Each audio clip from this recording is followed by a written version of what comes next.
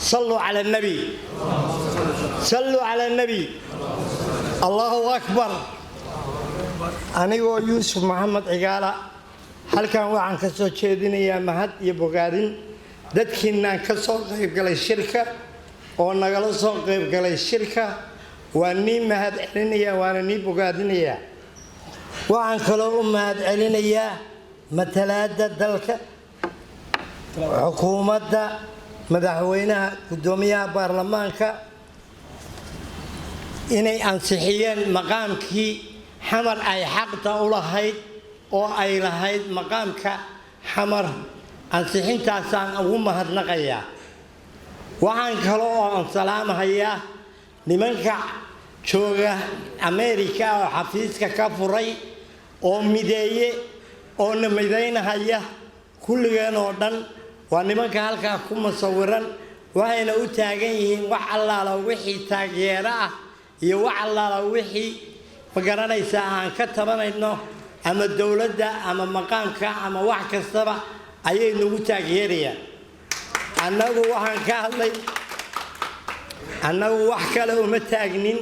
وحن تاجنا مقامك حمر وأنا تاجر سنة هاي ذاتك مرتدى إنه يمد oo aan walaalaha nahay oo ab ka dhow ragana la jooga waa rag aan wada deganaan jiray ama aan wada waxayn oo aan wadaagahayn waxay nagala shaqeyn jireen xamar ayagana marxaati noogu filan xaqayqa iyo xuquuqda nooga maqan gobolka banaadir inay naga taageeraan oo ay gacan naga siiyaan waxaan inta ku darayaa shirki ka dhacay Garowe أو السلطان عبد القادر فرح شبال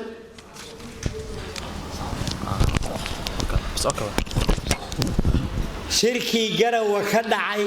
السلطان عبد القادر فرح شبال وسوت هدية وان تاجر سنهاي وانا أيد سنهاي وعلى لو وحي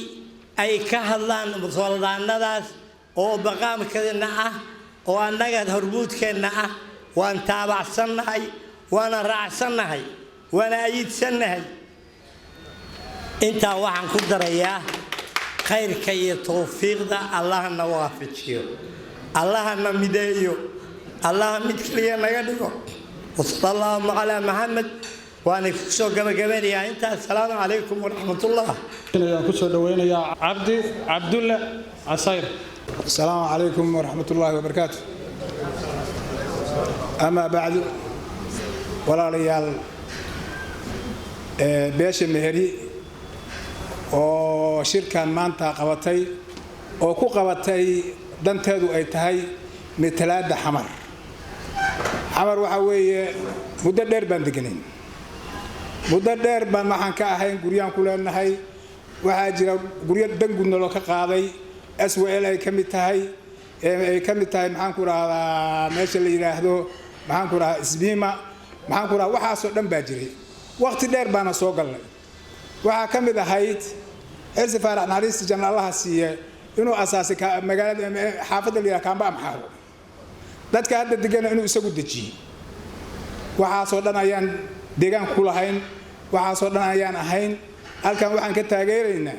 dawladda federaalka Soomaaliya uu hogaamiyo madaxweynaha Maxamed Cabdullaahi Farmaajo waxaan taageeraynaa xukuumadda uu hogaaminayo Xasan Cali Khayre waxaan taageeraynaa baarlamaanka federaalka iyo aqalka sareba maqaamka xamar waxaan ka rabnaa anagu cadkii aan ku lahayn dad deganaa ilaa 30 iyo ka hor baan ahayn taasaan anagu shirka u qabanay taageersanahayna walaalaha iyaga shirka nagala soo qayb galana waan soo dhaweynayna assalaamu alaykum warahmatullaahi wabarakaatuh waxaan kaloo ku soo dhaweynayaa waa mahadsan yahay Abdi Casayr waxaan kaloo ku soo dhaweynayaa Hani Cabdullaahi Xasan oo ku hadli doonta magaca haweenka Meher Ismaaciil bismillaahir rahmaanir rahiim bismillaahir rahmaanir rahiim assalaamu alaykum warahmatullaahi wabarakaatuh wa idin salaamayaa dhamaantiin marti sharafta xafladan ka soo qayb gashay إله ما هذا إسكاله إسكوكا ينبض كيني الحمد لله وحن أنا كفر أحسن هاي تلويني مهر إسماعيل ودن أميشا كم ديسن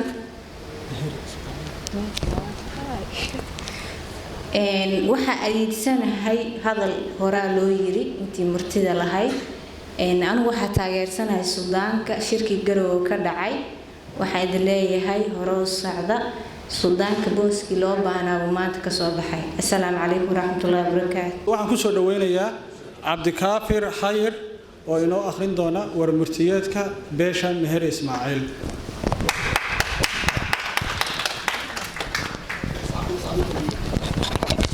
بسم الله الرحمن الرحيم الحمد لله رب العالمين والصلاة والسلام على رسول الله صلى الله عليه وسلم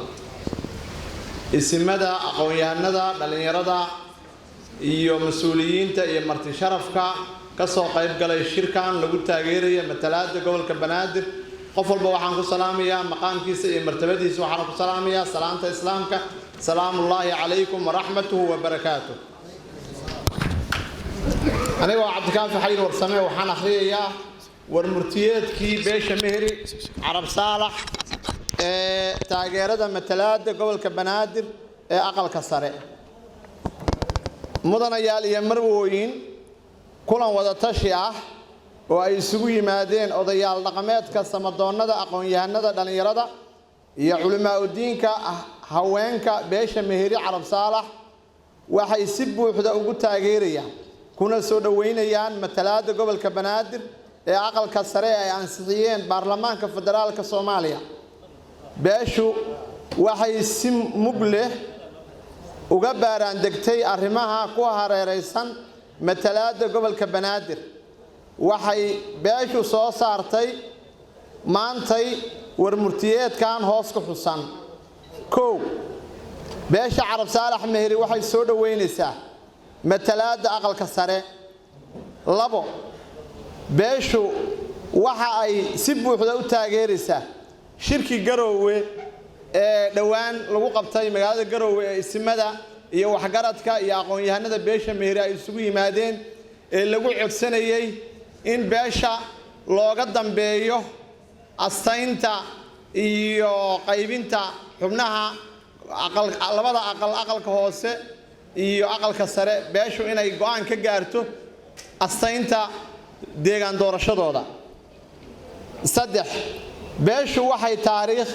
iyo deegaan aan la xaqiri karin ku leedahay gobolka Banaadir 1955tii ismaamulka Talyaanigu wuxuu beesha Carab Saalax Meheri u magacaabay naa'ibkii gobolka Banaadir oo ahaa Allah u naxariistee Xirsi Faarax beeshu waxay bixisay hanti maguurta